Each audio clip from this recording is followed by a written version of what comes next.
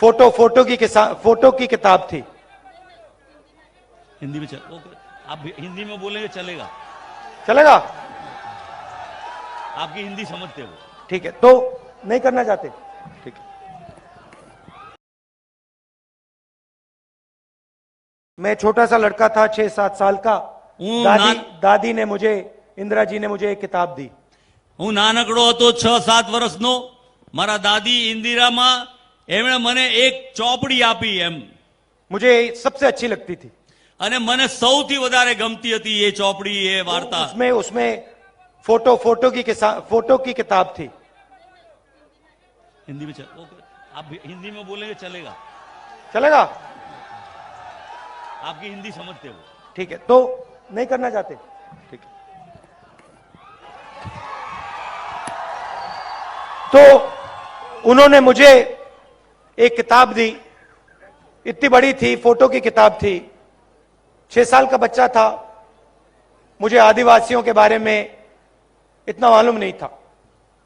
किताब का नाम था तेंदु, एक आदिवासी बच्चा, और उसमें किताब एक आदिवासी बच्चे के बारे में थी, और सारे के सारे चित्र, सारे के सारे फोटो जंगल के बारे में, उस बच्चे के बारे में, उसके जीने के तरीके के बारे में थे। और मैं दादी के साथ ये किताब पढ़ता था। दादी मुझे समझाती थी, फोटो दिखाती थी। एक दिन मैंने दादी से पूछा, दादी ये जो किताब है ये मुझे सबसे अच्छी लगती है, आपको इस किताब के बारे में क्या लगता है? तो दादी कहती हैं कि राहुल, ये जो किताब है ये हमारे आदिवासियों के बारे में किताब है। ये हिंदुस्तान के पहले और असली मालिक हैं। ये हिंदुस्तान के पहले और असली मालिक हैं। और फिर उन्होंने कहा कि अगर तुम्हें हिंदुस्तान समझना है तो आप आदिवासियों को, उनके जीवन को, और जो उनका रिश्ता जल, जंगल और जमीन के साथ होता है, उसको समझ लो। और उन्होंने आदिवासी शब्द प्रयोग किया। आदिवासी मतलब जो सबसे पहले यहां पे रहते थे। ये मैंने आपसे बहुत गहरी बात बोली है। मैं आपसे कह रहा हूं कि इस देश के पहले मालिक आप हो। मतलब आपसे यह देश लिया गया है। अब एक दूसरी विचारधारा है। बीजेपी के लोग आपको आदिवासी नहीं कहते, क्या कहते हैं आपको? वनवासी। वनवासी। वो आपको यह नहीं कहते कि आप हिंदुस्तान के पहले मालिक हो, वो आपको कहते हैं आप जंगल में रहते हो। फर्क समझ में आया? मतलब वो ये नहीं चाहते कि आप शहरों में रहो, कि आपके बच्चे इंजीनियर बने, डॉक्टर बने, हवाई जहाज उड़ाना सीखें, अंग्रेजी बोलें। वो ये नहीं चाहते। वो चाहते हैं कि आप जंगल में रहो। मगर वहां नहीं रुकते। उसके बाद वो आपसे जंगल छीनने का काम शुरू कर देते हैं। सही बात? तो आज से अगर इनका काम चलता गया, 5-10 साल बाद सारा का सारा जंगल इनके 2-3 उद्योगपतियों मित्रों के हाथ में होगा, और आपको रहने की कोई जगह नहीं होगी, आपकी शिक्षा नहीं होगी, आपको स्वास्थ्य नहीं मिलेगा, आपको रोजगार नहीं मिलेगा। आदिवासी शब्द का मतलब यह देश आपका था, और इस देश में आपको हक मिलने चाहिए, आपको रोजगार मिलना चाहिए, आपको स्वास्थ्य और शिक्षा, आपके बच्चों को स्वास्थ्य और शिक्षा मिलनी चाहिए। वनवासी का मतलब जो भी आपका है वो 2-3 उद्योगपतियों के हवाले कर दिया जाए, आपको कोई हक ना मिले, आपको शिक्षा स्वास्थ्य ना मिले, आपके बच्चों को रोजगार ना मिले। ये 2 अलग अलग दृष्टिकोण है। इन शब्दों का यह मतलब है, आप वनवासी नहीं हो, आप आदिवासी हो, और यह देश आपका है, था और रहेगा। और इस देश में आपकी जमीन की रक्षा होगी, आपको शिक्षा मिलेगी, स्वास्थ्य मिलेगा और आपके बच्चों को, युवाओं को रोजगार मिलेगा। हम पैसा कानून लाए, पूरे देश में जमीन अधिकार बिल लाए, फॉरेस्ट राइट एक्ट लाए, आपकी रक्षा करने के लिए। जो आपका जल है, आपकी जमीन है, आपका जंगल है, वो आपको वापस देने के लिए क्रांतिकारी कानून थे। मगर बीजेपी की सरकार ने इन कानूनों को लागू नहीं किया, कहीं भी नहीं किया। जहां भी इनकी सरकार है, इन कानूनों को ये कमजोर करते हैं, लागू नहीं करते हैं। ये फर्क है हम में और उनमें। हमने आपको मनरेगा दिया, रोजगार दिया, स्कॉलरशिप्स दी, बच्चों को जमीन का अधिकार दिया। ये आपको नहीं देते, ये सिर्फ आपकी जमीन आपसे छीनते हैं। सामने निर्णय है,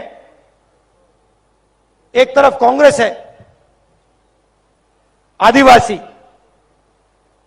दूसरी तरफ बीजेपी है वनवासी। एक तरफ आपकी जमीन, आपके हक, शिक्षा, स्वास्थ्य, रोजगार, दूसरी तरफ दुख और आपके सारे के सारे सपने अधूरे।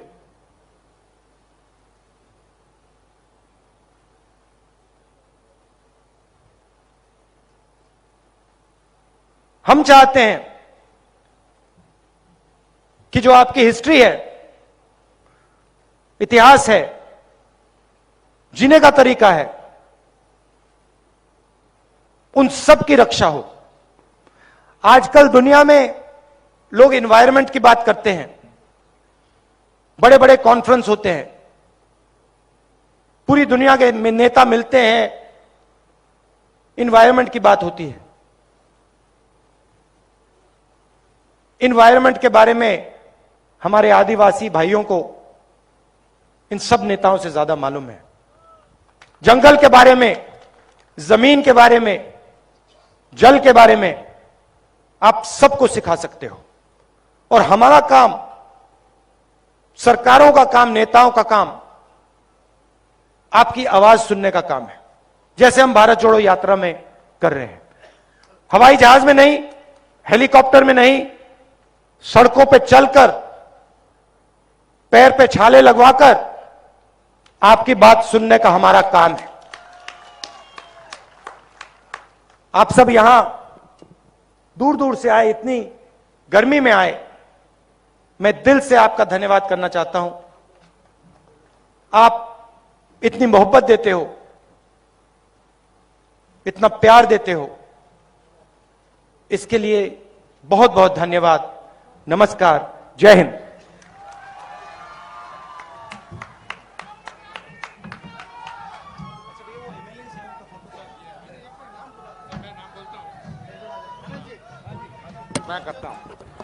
આપણા ઉમેદવારો છે એ વારાફરતી રાહુલજી સાથે જય જયકાર કરાવશે।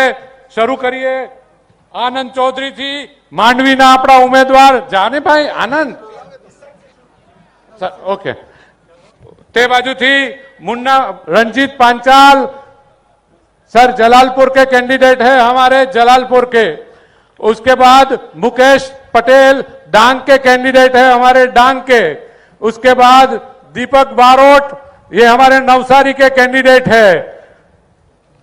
उसके बाद हमारे नरेश वारली उमरगाम के कैंडिडेट है। उसके बाद हमारे पूनाजी गामित व्यारा के कैंडिडेट है। उसके बाद हमारे आनंद चौधरी जो मांडवी के कैंडिडेट है।